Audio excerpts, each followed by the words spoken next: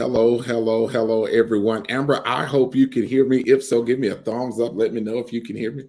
Oh, awesome, y'all. I'm excited about tonight. So, we wanted to start off tonight's virtual book launch, and we wanted to kind of do some quick introductions. I am here with a master philanthropist, my spiritual daughter. Amber's here with me. So, Amber, I'm going to let you introduce yourself, and then I'll talk a little bit about who I am, and then we'll get this dialogue started. So, I'm going to toss the microphone over there to you. Absolutely, Pastor Willie. I'm so excited to be here on tonight.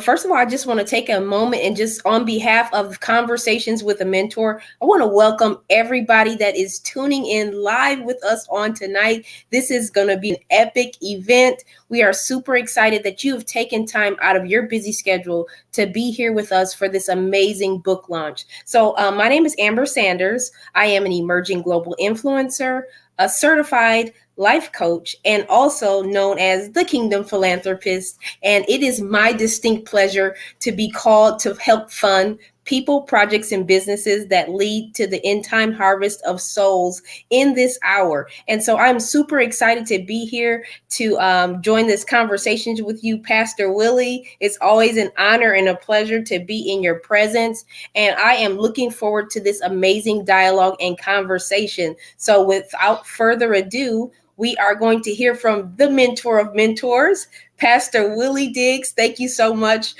for this amazing opportunity. Amber, thank you so much. I hope you all can hear me. I'm super excited to be able to launch tonight the Dear Dad series. Many may ask me, they say, why would you write such a book like this? Well, my story is simple, and I'll share it with you all on tonight. About over 30 years ago, 30 plus years ago, I was silent and unable to speak because of a traumatic experience that I had in my life many, many years ago.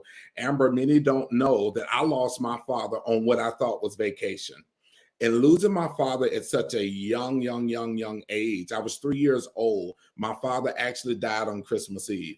So it was such a traumatic experience to me. And I want to kind of bring people into that story because many may be struggling with this fatherhood trauma of growing up without their dad or their dad not being in their life. And it is something that happens a lot in our community, but I don't want to make this as a ethnic issue or a cultural issue. I think this is just a widespread issue throughout our whole entire world.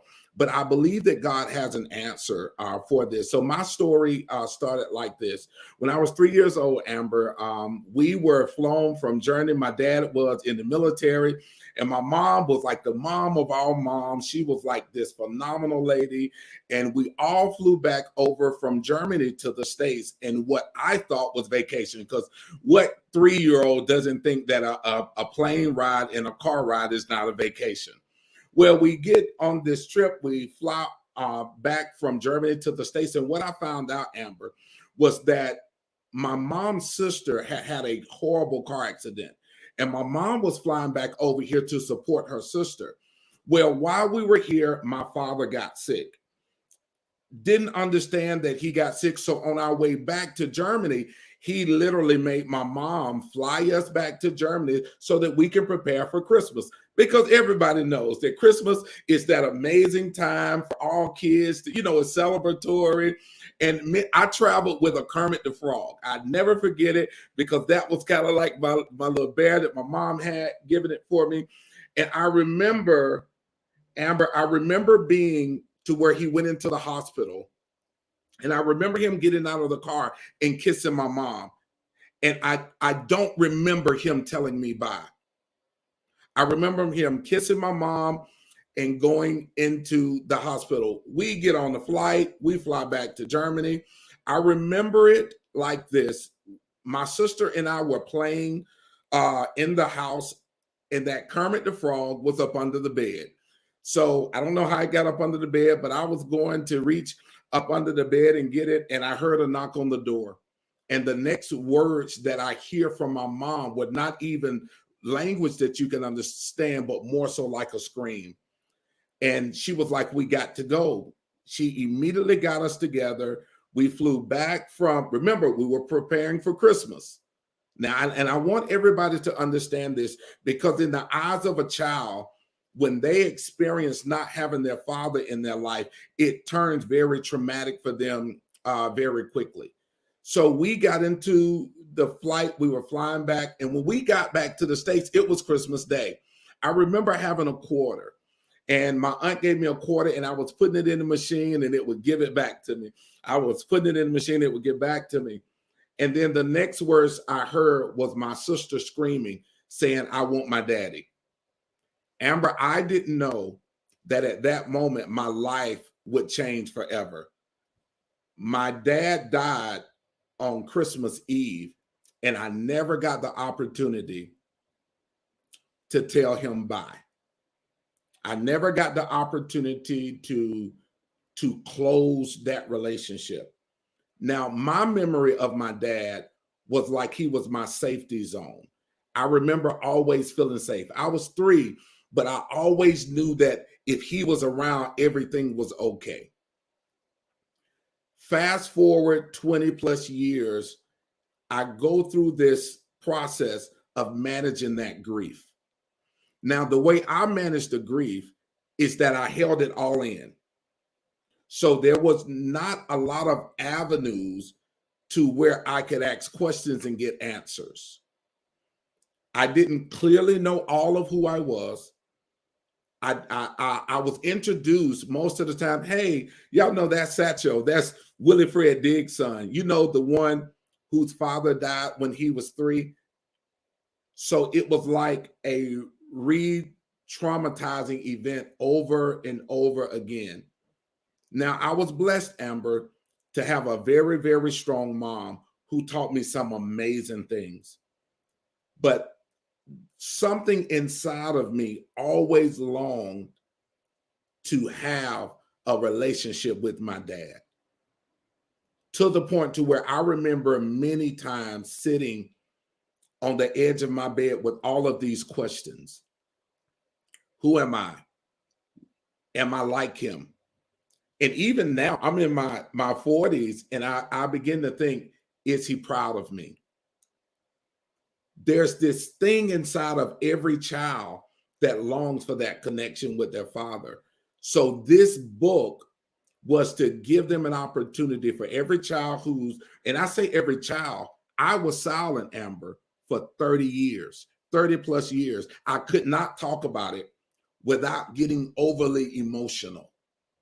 And even now, I tell the story and it still grips. It still grips me, because now I'm a dad, I'm a granddad.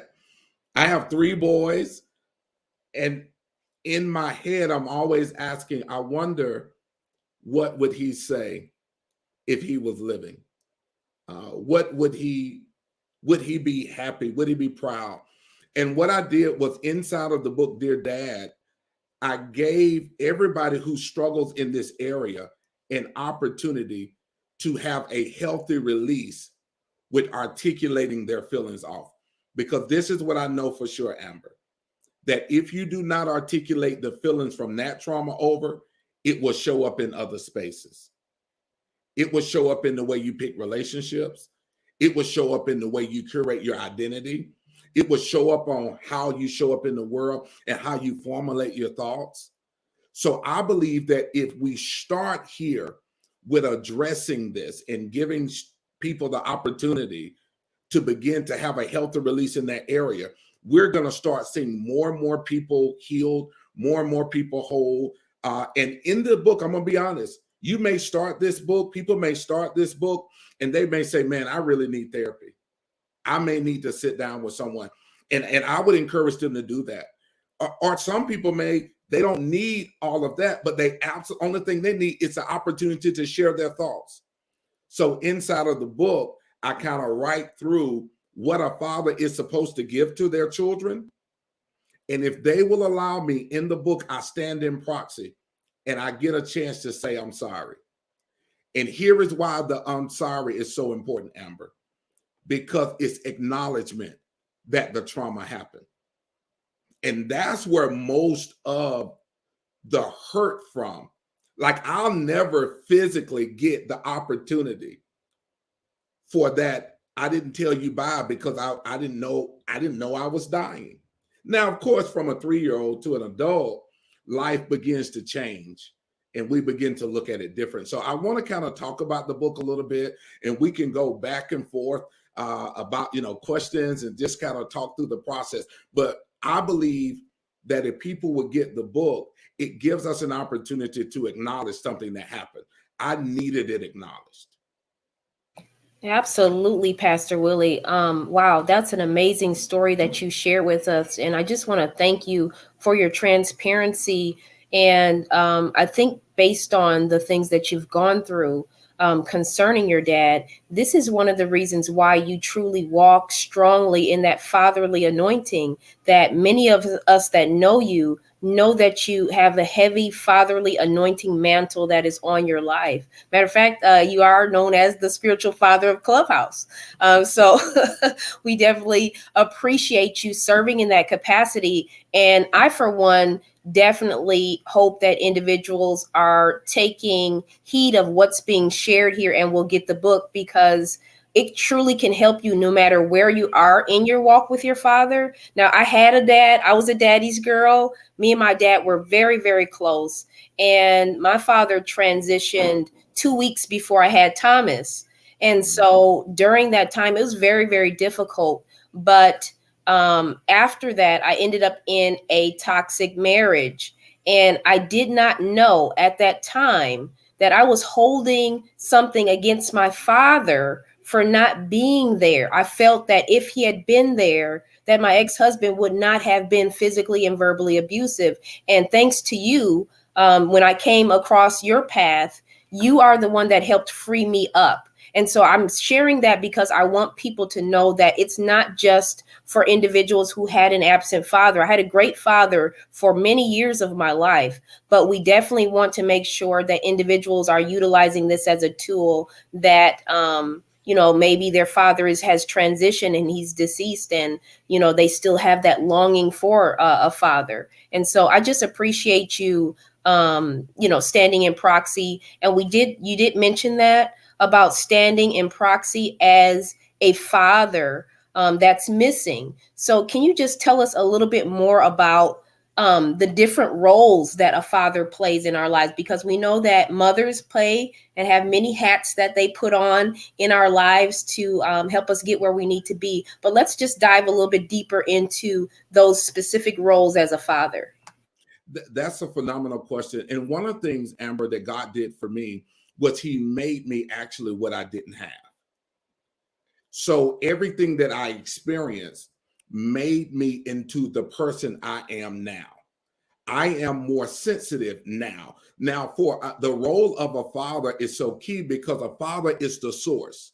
And when we say source, I want us to think about it like this. If I'm a pecan tree, there's no way that my children can be a plum tree. They can only be a pecan. And now the type of pecan determines, their lifespan and all of those things. But the father is the seed carrier. They're the source. They're the teacher. Fathers teach. They guide their children. We can find that in scriptures. And a lot of times when we don't actually highlight the role of a dad, but we don't really know what happens until that role is not there. A father also names the seed. And that's what's that's so key in the area of identity. So when we have individuals who do not know who they are, most of the time, not all, but most of the time, you can trace it back to the absence of a father who did not articulate to their child who they were. Now, my children live they have the ability to live their own authentic lives. I don't expect them to be me. I always tell them they don't have to be me. They have to be themselves. But in their foundation is where I'm at. Right? So you look at a father, they're the leader, they're the head, they're the developer, they're the caring one, they're the source, right? And here is the thing, the father is also the foundation. So when you start looking at a child, I equate it to almost like a foot injury. It's like going through life to when you don't have that stability and you have that injury and you have to overcompensate just because you had that experience. So when it shows up in today's world, it will show up as an individual who haven't had that solid foundation, going through life trying to figure out who they are picking relationships based on that trauma, are looking for someone to be a role that's not theirs. And I think if once we highlight that role of a father, and statistics has a way of thinking, but I just believe that there's a lot of fathers that are actually in their children's lives now. So we're seeing children who are growing up, knowing who they are. They're growing up in their authentic self. And even as adults, they're even having that solid foundation. So I'm encouraged, but I just want to make sure that because I experienced this, and I believe that this is an answer to a problem, I believe that we're all held responsible for getting out and helping people as much as we can. Absolutely, Pastor Willie. That's so good. We see the comments coming in from Facebook. Definitely want to acknowledge the individuals who are sharing and commenting. Keep those comments coming because we need that information and that feedback, and we want to know if this conversation is blessing you. So I think at this time, we're going to welcome a special guest. I think you might know her, Pastor Willie. Her name is Catherine Pickett. Does that ring a bell? It does. That's my aunt. Yes. So we are going to bring her on. There she is. Yes. Hey, Aunt Cat. Welcome. I think you may be muted, Aunt Cat. Yeah, let's get you on. Okay. Can you hear me now? Yes, we can hear you. Awesome. Good evening. I am so enjoying this. I want to introduce myself. I'm Catherine Pickett. I am the real live aunt of my pastor, Willie Diggs. I'm also known as I'm a nurse here in the city, mother. But this conversation is really, really good to me. I'm really enjoying it. I've been in anticipation of when the book was actually going to be launched, because I believe it's going to help so many people, having had a ringside seat to what he and his sister went through. I'm just blessed to see that God is not short on his promises. Awesome. Well, we definitely always appreciate you being with us. I know you to be a woman of wisdom, far beyond your years. And so we just appreciate your time with us tonight. And so we're going to get into a couple of questions for you, actually. And then Pastor Willie, you can chime in when you see fit. But Aunt Cat, we want to know during that time when it was just very difficult to see him go through that with losing his father. Can you talk about what you observed from Pastor Willie as a child going through and experiencing that level of loss? Yes, you're right. It was traumatic for him as a child, both not understanding why his father wasn't there, but also just being 3 and just everything, when there's a 3-year-old, everything stimulates them, everything. I can remember at his father's funeral, okay, because my sister was distraught, and of course, she just lost her husband. And so I can remember it was so much going on, and everybody was there. His family, Fred's family, his father, everybody was so distraught because this was unexpected. See, nobody expected this. This is the thing. Nobody expected this. And I can remember I just picked him up. I just snatched him up and put him on my hip. And then I kept him the rest of the time because it was just because he was just in disarray. He was just everywhere. So I just kept him. And even as far as, we walked up to the casket together to take a look at him and to talk to him. And it was that look of not understanding why he wouldn't talk to him. That really, and then watching him all of his life. I'm so grateful and thankful to God that he had a strong support system. But nothing replaces a father. Nothing and nobody replaces it. Replaces that person that God has given you, that you expect to be there. You know, he did give him two strong grandfathers who he listened to, and they shared many things of wisdom with him, which I'm sure he talked about some of it in the book. Because both of them, my dad as well as his father's dad, played a large part in his life of, you know, sharing things with him and being that stand-in for him. I can remember my daddy gave him the name Buddy, and that's what he always called his that was his buddy, you know, and he would call him and he would teach him, he would, you know, teach him different things. But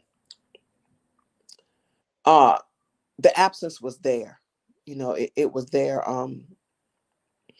And I watched him grow, and it just shows how awesome God is to, when he says in his word that he would all things will work together for the good of those who love him and are the called according to his purpose. And that is that is you, Pastor. um you know, with all the odds, single, um African American home, single parent, you know, all the odds against you, you're yet here, you're yet now. And I'm proud to say you're my pastor. You know, you lead me. um and I've watched God grow you, you know, and make you. And another thing that I give God glory for is that I was able to be there. You know, I could never, you know, take the place of my sister and never want to. But just, you know, it was a promise, you know, that either one of us who would be here would be there for the family. So I took it to heart, you know, and to watch him and to watch God help navigate the waters, you know, to put him in the specific places, you know. I don't even know if he shares it, that he actually moved here just because, as sometimes I do, I can badger. Just come on, you know, you need to do this, you need to do this, you need to do this. And he's like, okay, I'm coming. You know. But being here, God brought him here, put him in the right place under the right leadership, and made him a pastor. Imagine it. God is awesome. Yeah, losing his father was so traumatic. It was traumatic for him. I watched him and his sister go through it. Um, but God is true to his word. He's true to his word. And just like this, you would think that this was a disadvantage for him. And it was. But God has turned that thing and will make it an advantage for thousands that will take this book and utilize it.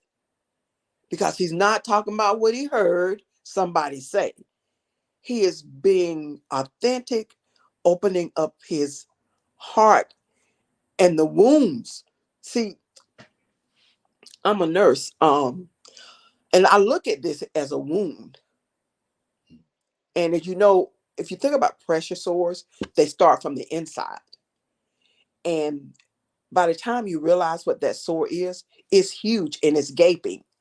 But what he has allowed God to do is not allow it to be that. He's allowed God to heal it and take that very hurt and plant it in the earth to help many, the thousands. If you take advantage of it, get this book and follow the map. There is healing on the other side. So that's it. I hope I didn't go too far, but I just wanted to share that. Listen, that was good to me, like Pastor Willie always says. But we appreciate your perspective because it is definitely so amazing. We can see the man that Pastor Willie has become, but we don't know what that process looked like. So you help give us a glimpse of what that looked like, and it just gives us hope that no matter what we're dealing with concerning our fathers, that we have hope to overcome that. And so, Pastor Willie, did you want to say something to that before we go to the next question? I am, you know,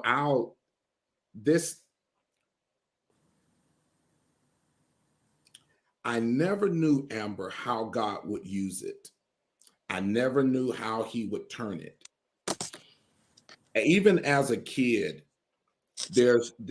I mean, of course, you know, I grew up with a strong mom who really, really, really pushed me. I have the thought of I am somebody because of her.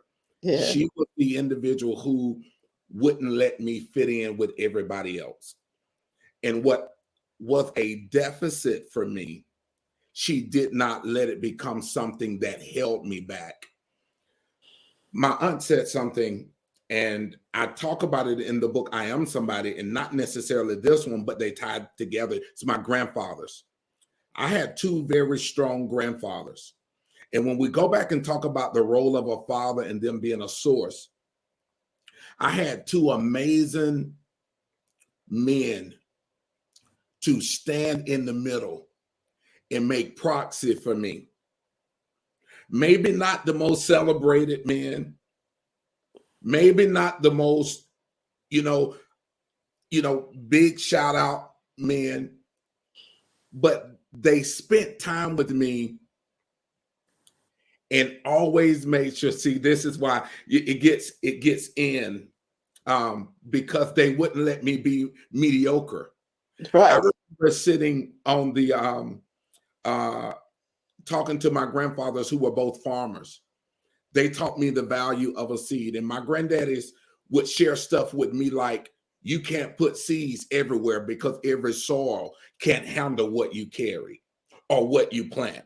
So you have to make sure you pick the ground you put seed in. And then he would look at me and say, now, buddy, you understand what I'm saying? He's talking about me as a man, because the male is the seed carrier.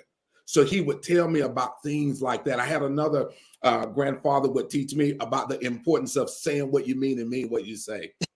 You don't have to. My granddaddy Henry, he would be one of those very jolly man. We would sit on the porch, and we both love food. He was a foodie like I'm a foodie. And he would just sit and just have these candid conversations with me. And a lot of people didn't think he talked a lot, but he talked a lot to me. Mm-hmm. I had phenomenal men in my life to stand in proxy. I can speak about my spiritual father, Anthony Wheeler, who stood in proxy for me. I can speak about Stan Long, who Yes. Oh. I'm sorry, who I publicly hadn't been able to talk about because it was such a big loss. But it was another man that God allowed to stand in proxy. Stan would take me on drives, and he said, grab your notepad and pen. I'm going to share everything I know. He's no longer here now, but he would speak about times like this, Amber. He would speak about, he said, because if you write the books, he would tell me, he was like, Mr. Diggs, this is what Stan talked to me. He didn't call me what he said, Mr. Diggs, I don't fear dying. He said, because everything I know, I've given it to you. He said, so if you write books, and you will. If you stand in proxy and help people, you will. If you travel all over the world and help people, I'll still live, even if it's living through you. That's the role of a dad. It is that individual who stands in proxy and make sure that the child's hand gets in the hand of the father. That's what the Dear Dad series is about. It's to make sure that the trauma doesn't stop the hand from getting into the ultimate father's hand. It's not about the person in the middle. It was never about my granddads. They were just the vehicles God used to make sure that my hand didn't slip. And I'm so happy that they stood in proxy for a little boy who did not know who he was. So when I see young men or young women who struggle in that area, I'm sensitive to it. I give them the grace that's needed. I acknowledge that that experience is real. Because a lot of times, Amber, we try to rush past it without acknowledgement. That's why the place of standing in proxy is so key. There's people that are watching this here. They've never been able to articulate it over. I was silent for 30 years. And then and this is how it transfers over, Amber. Lady Shatan and I been married for 20 plus years, 3 kids. My kids absolutely love them, but they would tell you that up until about 5 years ago, I would never go on vacation without them. And one day we needed to really get away. And I was thinking in my head, I can't go anywhere if I'm taking my boys with me.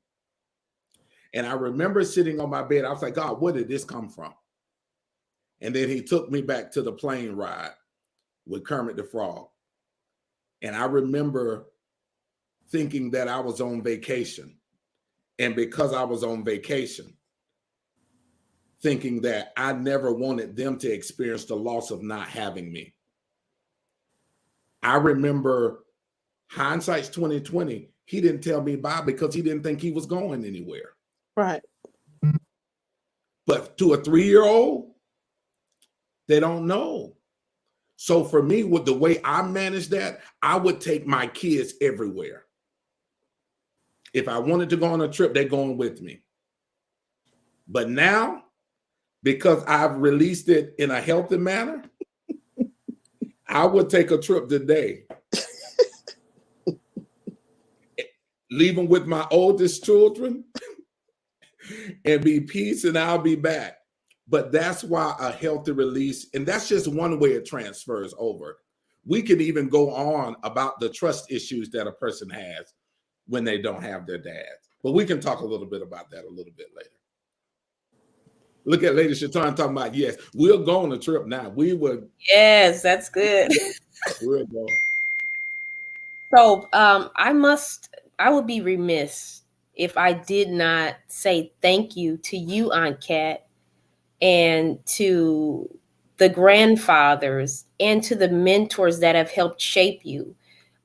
Because not only am I on the receiving end, but my son, my 10-year-old son, Thomas, is on the receiving end of all that was imparted into Pastor Willie. And I'm like, please don't start crying, because I am it doesn't take much to get the waterworks flowing over here. But as you were speaking, I couldn't help but think about my own son and looking at that hurt in his eyes from not having my dad, his grandfather, and then his actual father is incarcerated. So that loss, not having that father, is so real to so many. And when you have the opportunity to have people and resources that can help you move past that, it's so impactful. So I just want to say quickly for everyone to just think about 5 individuals that could benefit from this book, and go to williediggs.com/shop. It's on the front of your screen, and make sure that you are not only just giving that to someone, but directing people to the resource. We need people to be healed from fatherhood trauma. And so we are just grateful that you have this amazing tool that we can use to help push past that. So I do have one final question for both of you, actually.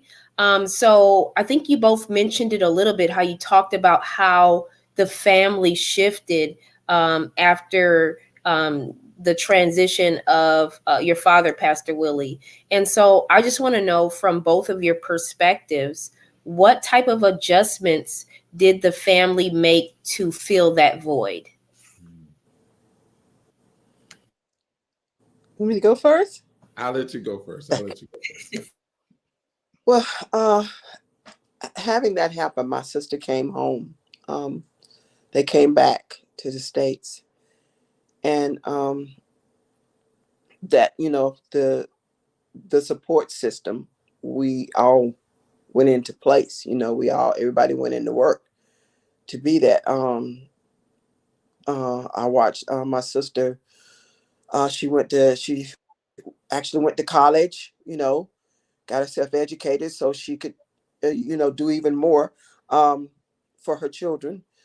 Um, we all just kind of work together as a team with them, you know, knowing that's what was necessary. I tell them we're like gypsies. We kind of all move together at once. I said we all kind of shift together at once, but that's pretty much what we did. But um, see, they were used to these kids. They were in the military. That's a different type of life. So this is what they were accustomed to, and now they come home to the country, settled life. So that kind of took some getting used to for both of them, but I think they settled into it very well because, again, God had that group of people around them to work with them and try to help them with that transition. But that transition was hard. It was hard for both of them. It was hard for him, and it was hard for his sister Valerie as well. It was hard for both of them, and it was really hard for my sister. It was really hard for her. You imagine the person that you think you're going to spend the rest of your life with, and what from him understanding that they went. Fred Fred didn't know. When he got off the plane and sent them, he actually thought there was a minor surgery that he was gonna have, and then he was gonna go on and follow them. So did my sister. So you got to think about it now. She's gone from I'm just waiting here for my husband to can't even get back in time to even see him before he's gone, because it was sudden. No one knew, not even the doctors, until they actually began the surgery to know that what it was terminal. So that's how drastic this was. You know what I'm saying? That's how drastic it was. So it took my sister through a whirlwind. It really did. It took her through a whirlwind. So I can remember there were times, because she was a phenomenal mom anyway. Her kids, she put her kids first. But it was so deep on her sometimes.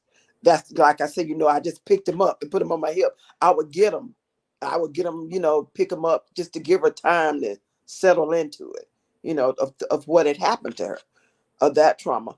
And he mentioned that our family was already going through a major trauma because they came home because my other sister and my brother had been in a major car accident that left her debilitated as well. So the whole family was going through a major shift, but God, okay, he helped us. He orchestrated it where everybody had a part to play, and we pretty much just all played it. But he has placed Pastor and Pastor Diggs, and I think he mentioned that we used to call him Satcho. He was always a different type of child. He was always that different child. He was very inquisitive. And I would be like, girl would be like, can't you gonna keep Willie? I'd be like, I'm gonna keep him. Yeah, I'm gonna keep him. But he was always into everything. But that's that inquisitive nature.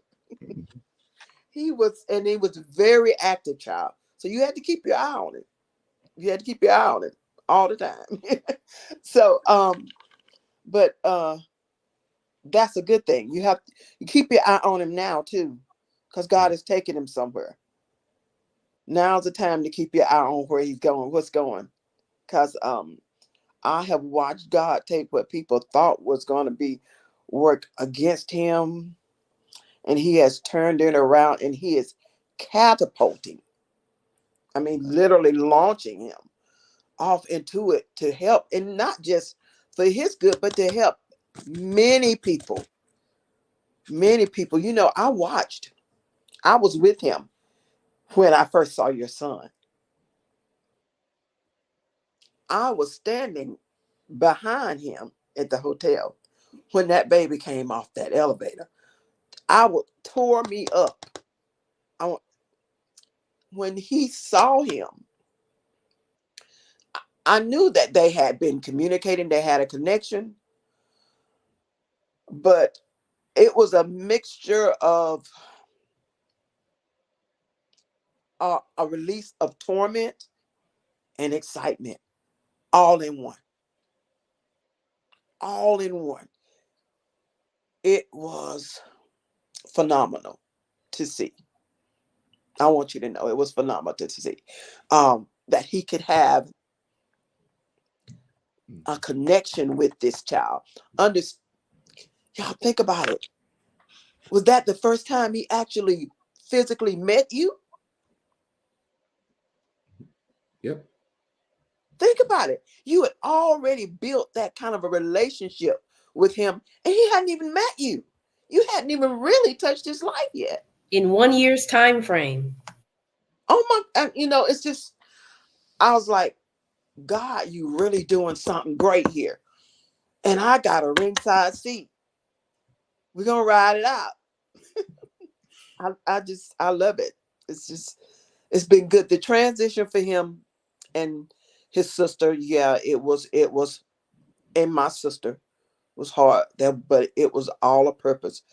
Even, it was double for them, because then after that, as a teenager, as a young adult, they lose their mom. Turn around. I mean, but God, through all of that, he's allowed you to take it and turn it and work it for your good and the good of others. So I'm just, it does my heart extreme good. It does me extreme good to see it and to watch what God is doing, and that you are allowing yourself to be a willing vessel here to do it, because that's a lot of it. He could have just, as much happened, he could have pouted and just said, no, I'm not going to deal with it. I'm just going to internalize it, but you didn't. And for that, I am so extremely proud of you. Yes, it was traumatic. It was traumatic for the whole family. We were going through a lot. Yes, we were. On all circles, from Awesome. other sister being, now she was debilitated and they in a nursing home, and because of it, and all of that happened, and got that wreck. I rode up on it on the way to nursing school. I rode up on it. So the whole family, it was a crazy time. It was a crazy time. She came home because we needed the help. It was my brother, my sister, and the 2 kids. All of them in the hospital. Yeah. All of them. We needed the help. Yeah, it was an experience. And you know what, to add to that too, Uncat, my dad have a lot, his family's large. Yes. So, in the middle of that, Amber, my dad's family is grieving. And my dad has several brothers and sisters, and they all rallied and as best they can stood in their spaces. One of my uncles, and I think it's worth mentioning, is my Uncle Melvin. Yes. See, there it goes. All right. I you know how someone sees you in your teenage years and won't let you fall? He was that uncle who did that for me. My Uncle Melvin was the uncle who would show up at my football games because I was a drum major. He would be the one who made sure that he traveled with me, Amber, knowing he took me to get my driver's license. It was my uncle who did that for me. And I'm saying all that to say, in the middle of it, even though it was chaos from my mom's side, my dad's side, everything was going on, everybody stepped up. And that's the importance of having the right people around, having the Uncle Mels and granddads there, the Aunt Lilas and the Aunt Emmas and, you know, Aunt Cats. I mean, there were so many things happening that it took everybody to stand in that space. And I want those who are listening to this, I want you all to understand that life gets better. I don't care what experience you've had in the area of trauma. Understand that if you continue to move day by day, what happened to me at 3 didn't define who I was. It literally is the catalyst of the thing that I stand on right now. I am better sensitive because of that particular space. I am more apt to give people grace. I'm more apt to go after the young people who maybe their fathers, even the adults. Because one thing about this trauma is that people think that it's only the children. But in actuality, it's the adults as well. Because I didn't even deal with it until I was in my good 30s. I couldn't talk about it without falling apart. And I promised God about 5 years ago that I'd tell this story, even if I had to tell it, ain't cat with tears running down my face. There's too many people who need to know to keep living. So to the young person that's listened, the young man, the young woman that has struggled in that area, just know that God is literally equipping the right people right now to put proper tools in your hand to stand in proxy and to stand in the gap and not let you fall. You don't have to do life by yourself. There was a time, Amber, that I thought that I was going to have to do life by myself, but then an Aunt Cat will show up, or Uncle Mel would show up, or a Granddaddy Grover or Granddaddy Henry would show up, or my Uncle Terry would show up. All of these spaces. And I'm going to be honest, in a teenager's mind, if you don't manage this trauma, you will manage the other relationships. Now, I gave my uncles and aunties probably fits. I did. I didn't know how to manage it. They didn't know how to manage it either. But if you give yourself an opportunity to release in a healthy manner, things will get better. And if they don't take anything from our time together tonight, I know we got another segment coming up, but I want people to know that things do get better. Amber, they get better. And I'm committed to those who don't have it. If they'll let me stand in proxy, God has given me the capacity to do it. I'll do it. I got nieces, nephews, I got grandchildren, right? I got cousins. All of us, we've all had our own experiences, but just being able to navigate it in a healthy way will make sure that when it's our time to do whatever our assignment is that we don't let the hand drop out of the Lord's hand. So I yield back to you, Amber. And Kat, I love you. Thank you so much for jumping here with me. I appreciate it. Well, you're welcome, darling. Thank you for having me. I love you. I love you too. Oh, I just love y'all, both of y'all. This is my Aunt Cat too. Thank you so much for your wisdom and for just all that you shared on tonight. It's truly you're a gem to Conversations with a Mentor and a gem to the kingdom. And we just appreciate you taking the time out of your day to join us on tonight. So we are going to, I think, conclude this segment, and we are going to now welcome our next guest.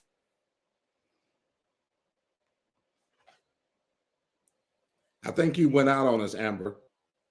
Oh, can you hear me now? Sorry about that. Just want to take a second and just remind everyone to grab your copy of Dear Dad.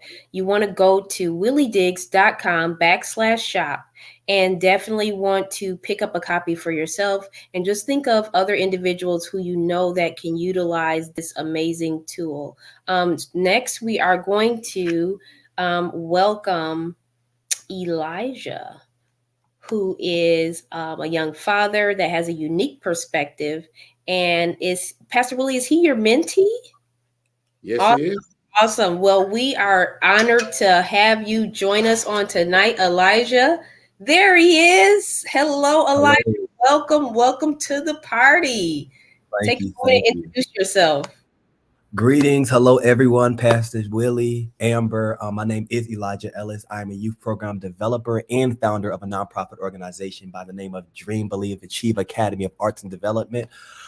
We aim to inspire and empower youth in the areas of mental health, education, career development, mentorship, and community service. I'm so excited for this release for Pastor Diggs, and I'm looking forward to even getting my copy.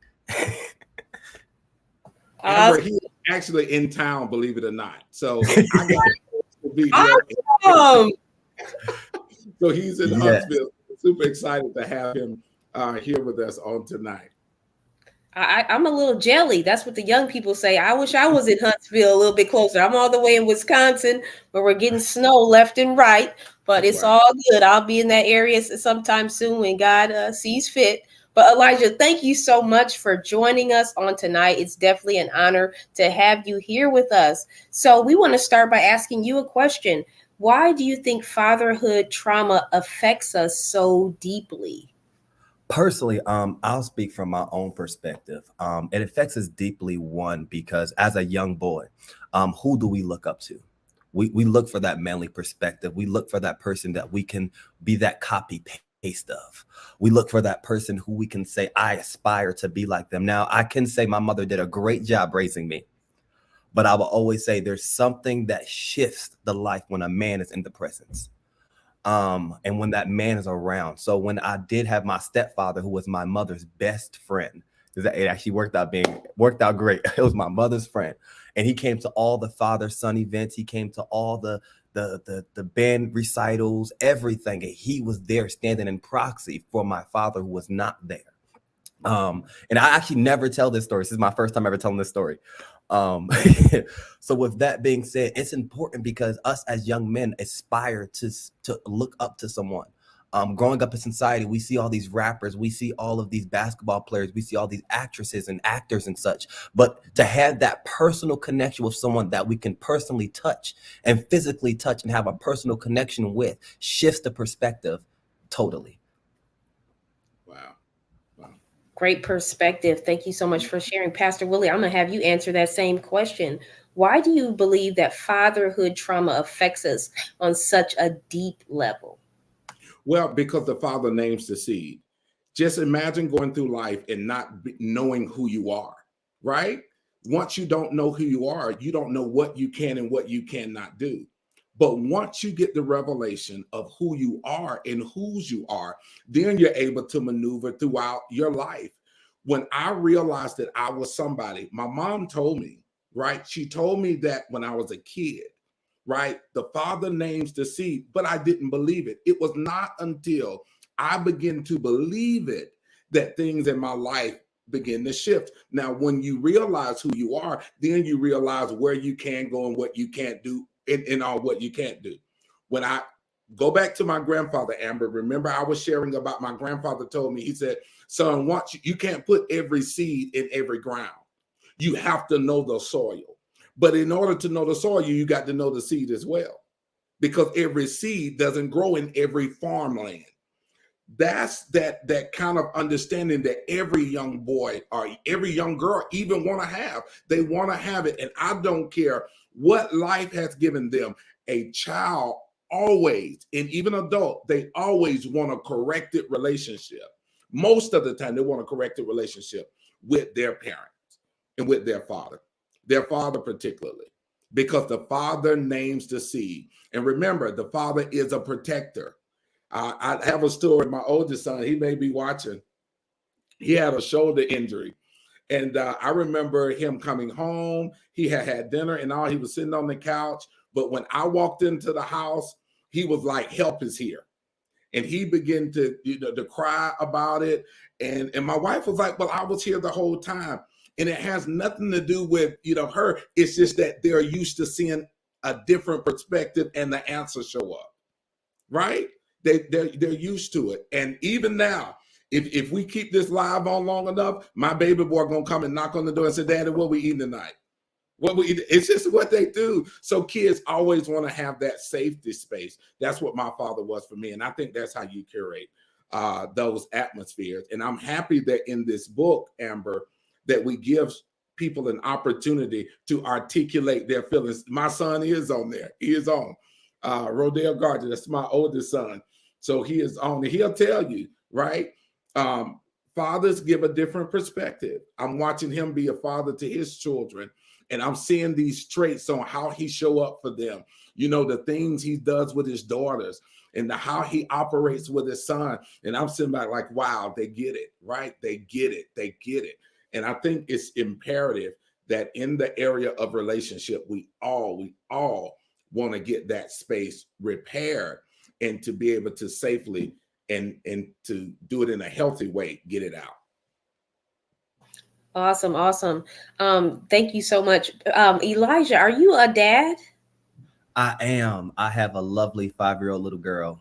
Okay, awesome. So let's talk a little bit about that, because I know that, you know, Pastor Willie is known as the mentor of mentors, and you have the privilege of being under his mentorship. And so I just want to talk about what types of wisdom and influences you've received from Pastor Willie that has helped you in that space of being a father of a young child.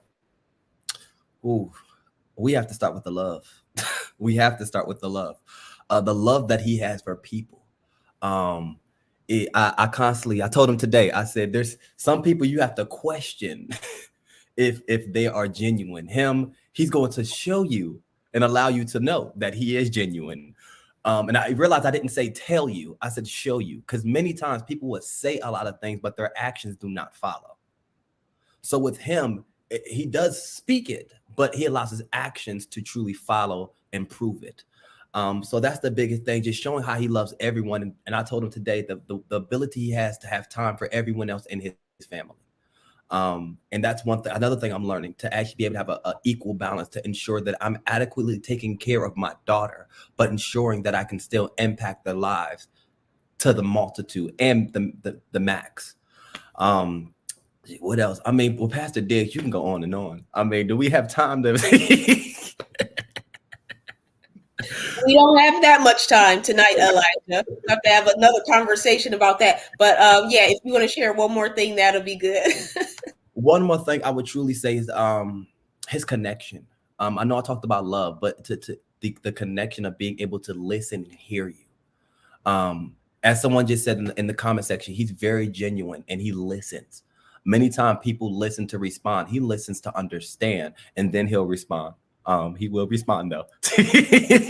He's going to respond, but he listens and he shows that he cares about you.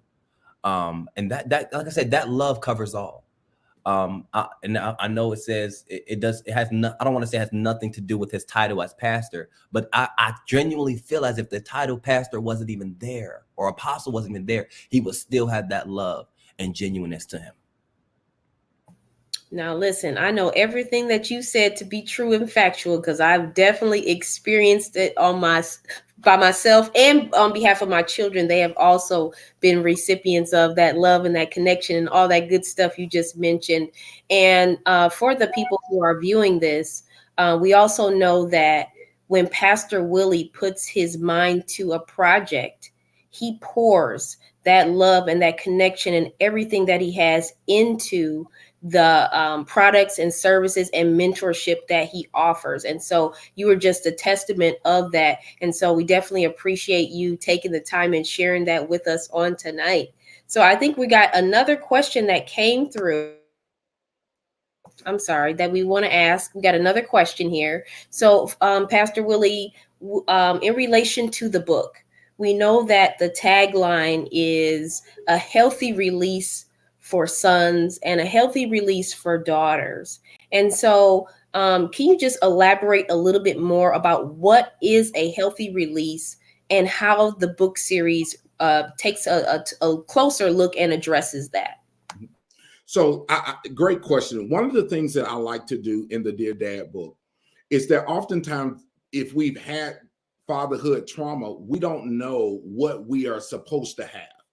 So what I did was I did the work. I went through the scriptures and I began to find the promises in the area of fatherhood. I found them And in there, I stand in proxy if those who are purchasing the book will allow me to. And I acknowledge if they did not get that. But after acknowledgement, and I think this is key, Amber, after acknowledgement, there has to be a way of articulating the way you feel. And that's important, because if you don't get it out, you are holding in and it will spew out on other people. So I give an opportunity in the book for them to write a letter to their dad, and they can express themselves in any kind of way they want to. But it's the goal of it is for you to get it out of you so that you don't bottle it in. And here is what we found out in the area of journaling. Journaling helps to relieve stress. I'm a social worker by profession, right? So it helps relieve stress. It lets you to get your thoughts out of your head. It gives you the opportunity to put the proper response to the pain in the right place. I'm going to say that again for the people in the back. It gives you the opportunity to put the proper response to the pain in the right place. Because when you have fatherhood issues, sometimes you will put that pain somewhere else. And that's why you can see people who are married for 30 years and they're upset with their husband if their husbands don't give them a particular space. Or you can have a blended family and there's a son or a daughter who are struggling in that fatherhood space, and an answer to their problem is given to them in the bonus dad, and then they don't appreciate it or use it. So this tool gives them the opportunity to write out the way they feel. There's no interruptions here. You're free to write completely out your way, but you can't stay there. And throughout the book, I take them through the promises. Fathers protect. They guide you. And I wrote this for sons and daughters. So there's one particularly for daughters, and there's one specifically for sons. It's where you're able to write out your feelings. But not just that, Amber. Anybody who's been around me, there's one thing that a father gives their children that's a phenomenon in scripture, and it's the father's blessing. And I'm going to tell you, the father's blessing is the thing that will happen to a child or a person that will literally break the glass ceiling. And I bless my children. They'll tell you, my oldest son, I've laid hands on him and given him the fatherhood blessing. My middle son, I've done the same thing with him. My 17-year-old, he's coming up on his blessing. And in our family, it's normally done when they complete high school or when the Lord tells me to release it. And I literally begin to declare the blessings over their life in the areas. I bless their children's children. As a father stands in proxy and blesses past the children into the generations that's coming. So in the book, I do that for all those. I declare Numbers 6:24, where it says that the Lord will bless you and keep you and make his face shine on you and be gracious to you. I use that, and then I go to Deuteronomy, right? Deuteronomy 7:9, and it reads like this. It says, know therefore that the Lord thy God, he is God, the faithful God, which keepeth covenant and mercy with them that love him and keep his commandments to 1,000 of generations. There are people, Amber, that this tool will bless even when I'm no longer in the earth. I believe that if people allow this tool to infiltrate their lives, it will do that. So when we say healthy release, that's what I mean. It gives you the opportunity to express yourself. And when it happens, you've seen it with your son. I've seen it with my own children. The literal glass ceiling is broken. The opportunities are endless. It gives them permission to be. And I believe that that's all of what the tool is all about. And it makes sure that their hand don't fall out of the hand of God our Father.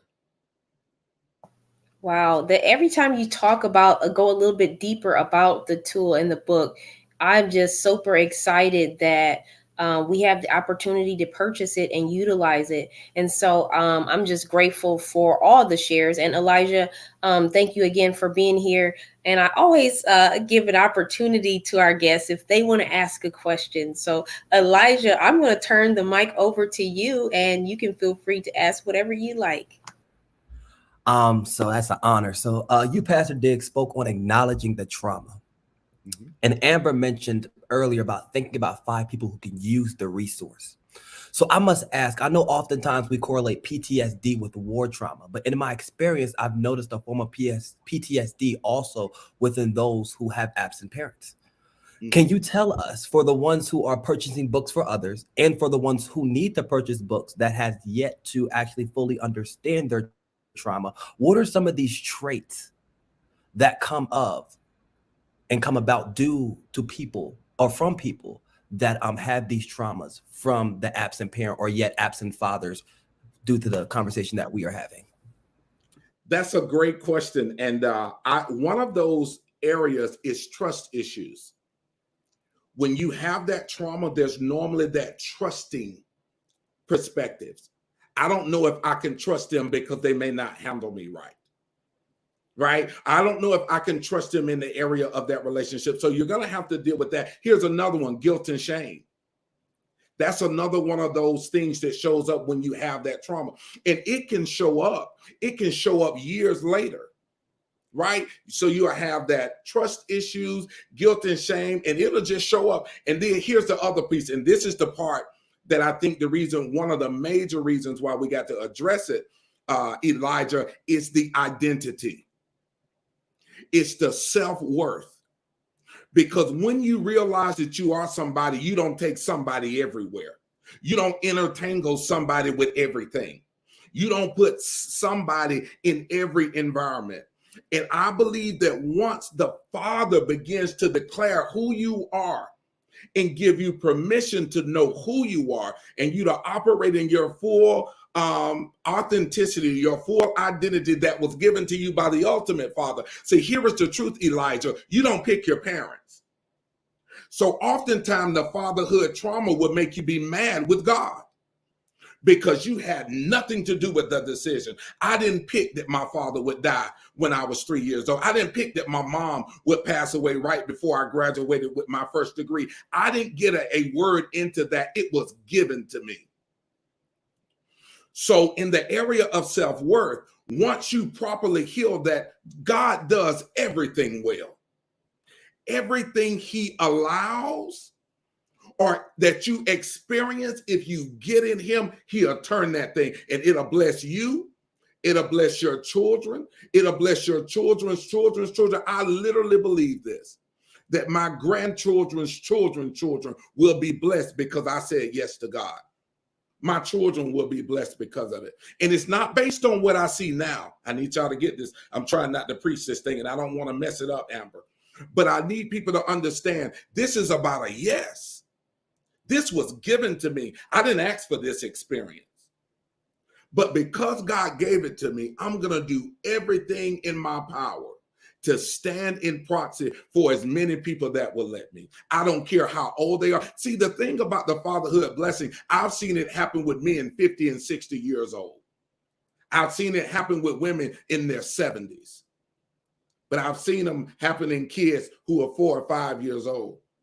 I remember speaking at an elementary school and being able to hug a kid and a kid just begin to weep. I'm working working with a kid who's in middle school around Thomas's age, and the same reaction. Amber, I asked God that if he would give me the capacity, I would help as many people as I can because somebody helped me. I didn't just arrive or show up here, per se on my own. I am standing on the back of men who people probably don't even know their name. There was a band director who made sure I went to college. There was a man at the bank that showed me how to make sure I put my money in the right account. I have my Uncle Melvin who took me how to drive and learn a car and how to drive a car and all of those things. I have uncles who would stand in the gap. I got an uncle who encourages me to read. He always tells me, read this book, read this book, read this book. I'm saying all that to say it's not good for men to be alone. Most of the time we go back into the other space of just that personal relationship. But Elijah, I believe that if we would get healing here, then we'll have healthy families. A healthy family will make a healthy community that will have a healthy state, that will have a healthy United States, which will have a healthy world. Do you see how it goes from the micro, individualized, and it separates and goes into the effects of a family? Most of the trauma that we have, it stems in this base.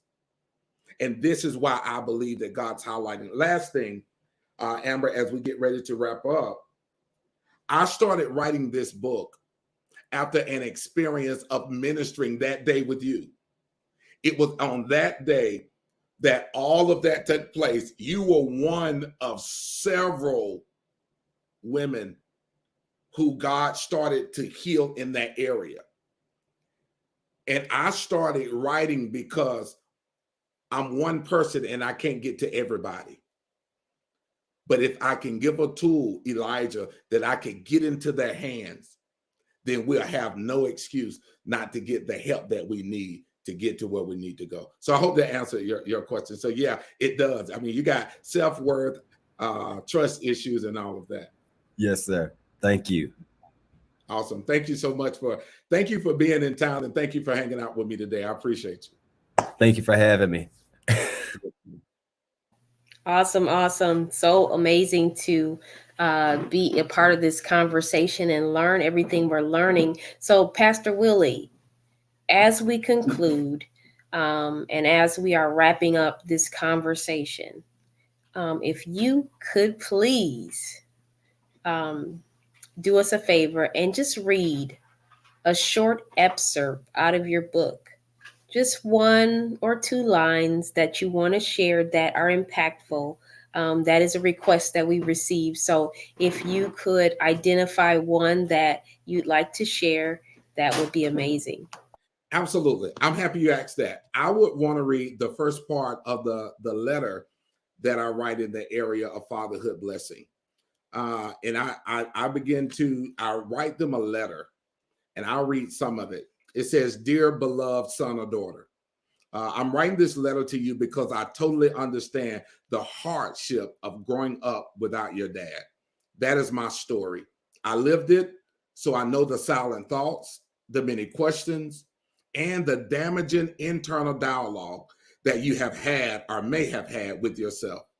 I want to take some time to write to you because I understand that your biological father may never have the courage to say these things to you. And I begin to talk more about, first, I want you to be aware that you are not an accident. You're not a mistake. You're not a throwaway. Today, I want to take the time to help remove the pressure of trying to be like someone you don't know." So I start off a letter, Amber, and I write that to every son and every daughter, and I write it to them, and I want to help them manage that space, because nobody would help me there. And when they wouldn't help me there, I had internal conversations, not the external. It was the internal that I had with myself. So I use that. That's one of the things in the book. But another thing I do in the book, and it's one of my favorite things to do, is that I definitely affirm. If you all been around me, I'm an affirmer. I believe that is a key role of a dad, making sure that we know exactly who we are and what we're supposed to do. So I get a chance to do that. But in the book, I give a thing that, fathers give their children favor. That's the other thing. A lot of people don't have favor. My sons they're favored. The question is, what will they do with it? Right? They're favored. Anywhere that I come into or anywhere I have access to, my children are favored because I'm there. My grandchildren are favored because I'm there. The other piece of it, we got to make sure that there's healing so that they can get the favor that they need. So those are 2 kind of spaces in the book. And in the book, you get a chance. I start the letter off with "Dear Dad," and I let you articulate it over. I have my Aunt Emma, who is tuning in, Amber, and she is here. And she was another one of those strong spaces that would push me And she would call me now. She don't miss a birthday. She don't miss ever a birthday. And I mean, as long as I can remember, she's always been that aunt that does that for me on my dad's side. So I see that she is on, and I want my Aunt Emma to know I absolutely love her. I adore her. And she keeps me on my toes. She is definitely my daddy's sister. I love you, Aunt Emma. Awesome. Thanks, Aunt Emma, for being here with us. Definitely appreciate that excerpt that you shared. And I do think that you really touched on some critical points that I have experienced through your you being a spiritual father to myself. And that is how critically important it is to receive those affirmations, just like we look to the Father God for affirmation as well. And then that favor, man, that's huge. That is huge. And so I'm so grateful that we were able to share in this dialogue on tonight and to be a part of this amazing conversation. For those of you who are joining us live, if you could just drop some comments and let us know if this live has blessed you, if Pastor Willie has blessed you by everything that was shared. And then again, we also want to make sure that you are utilizing the link that is on your screen to get your copy of Dear Dad. You're going to go to williediggs.com/shop, and you're going to want to definitely secure your copy. And then also, like I mentioned earlier, identify 5 individuals that are in your community, in your network, that can benefit from this amazing tool. And so with that, we want to thank each and every person for joining us on tonight. And I am going to yield the mic back over to Pastor Willie for final thoughts and to maybe pray us out. Absolutely, absolutely. I thank you all so much for joining me here. I got some students, some of my former social work students who is here. I see Raquel, is in there, Zakia, one of my mentees, Renee, one of my mentees. I see my first published ever, Inger, is in the building. Y'all know I love Inger. I see Dr. Tavis is here, Taniko. Oh my God, I see some family members that are here. Jamise is here. Thank you all so much. I see Candace here. I'm just happy to be able to share a tool that will help us be the answer. And here is something that I tell people. We may have lived it, but it does not have to be our destiny. And I believe that when we show up in our authentic selves and be the answer to problems, then the world will be better. I haven't lost hope in humanity. I haven't lost hope into people showing up in their authentic selves.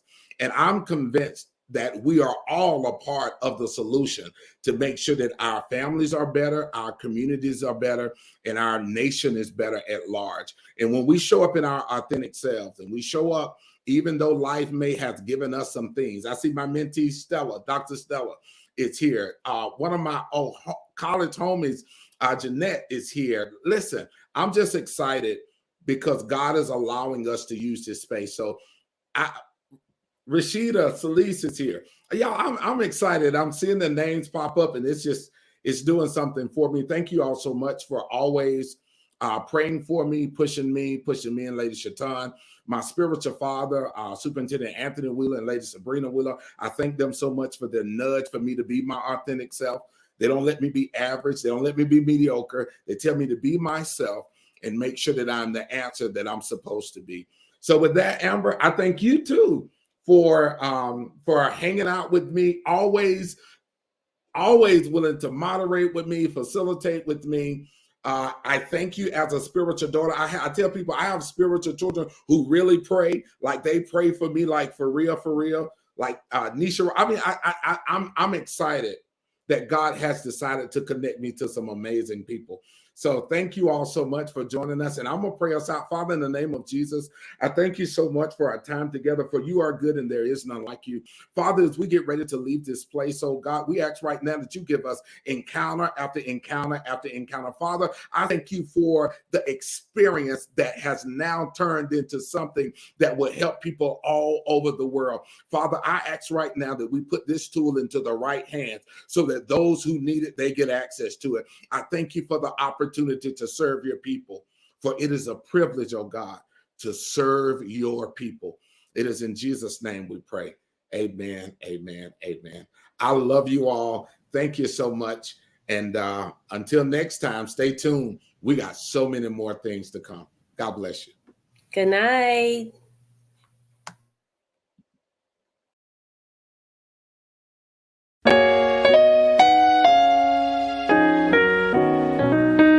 Thank you for always loving me. Thank you for praying for me. Thank you for looking out for me. Thank you.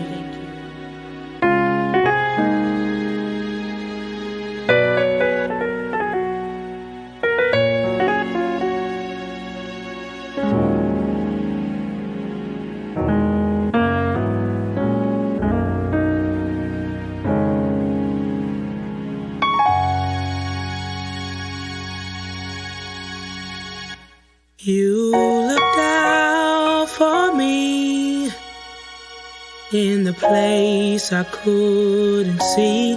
You've shown me mercy, held my unbelief. You prayed for me when I couldn't get on my knees. A fatherhood.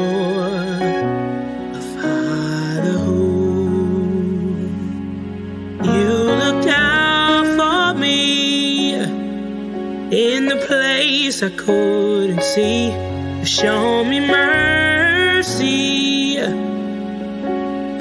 my unbelief. You pray for me when I could.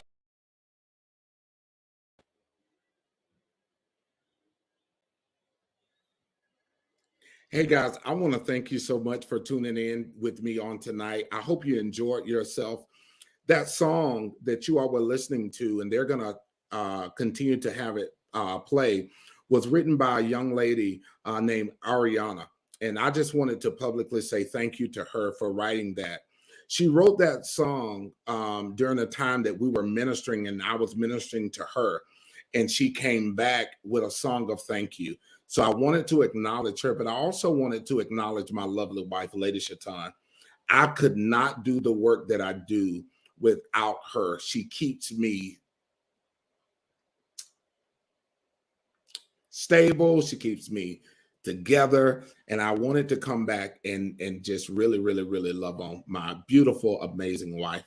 And I thank you, honey, for always sticking by me and walking with me as we change the world. God bless.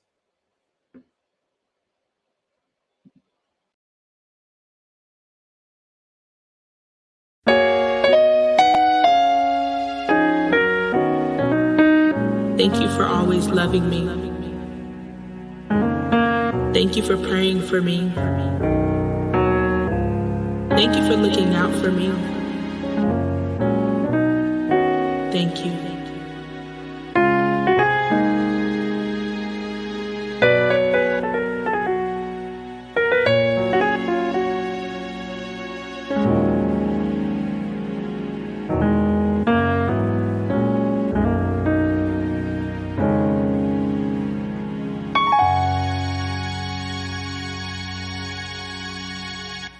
You looked out for me in the place I couldn't see. You've shown me mercy, held my unbelief. You prayed for me when I couldn't get on my knees. A fatherhood.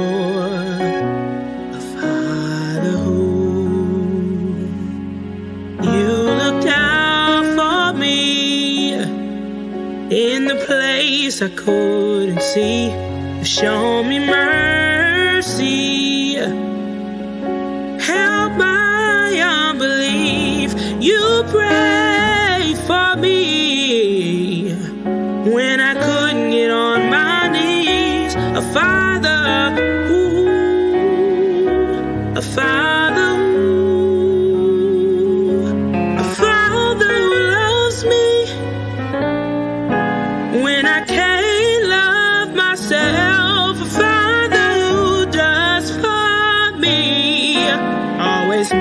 more and nothing less. A father who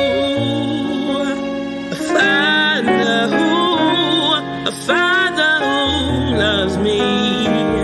A father who, oh, you didn't have to take me in as your own. You didn't have to love me and comfort me, no. A father who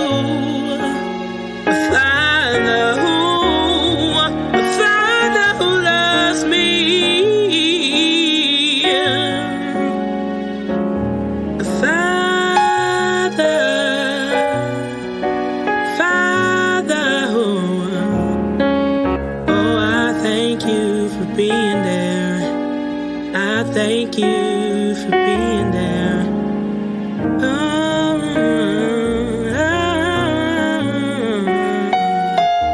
A father who loves me. A father who, I love you. Thank you.